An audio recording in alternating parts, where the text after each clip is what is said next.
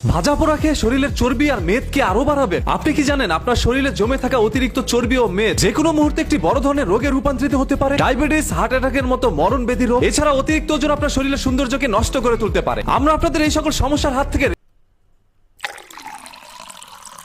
কার্যকরী। ইহা সম্পূর্ণ প্রাকৃতিক ভাবে আপনার শরীরের অতিরিক্ত চর্বি কমিয়ে আপনাকে করবে স্লিম এবং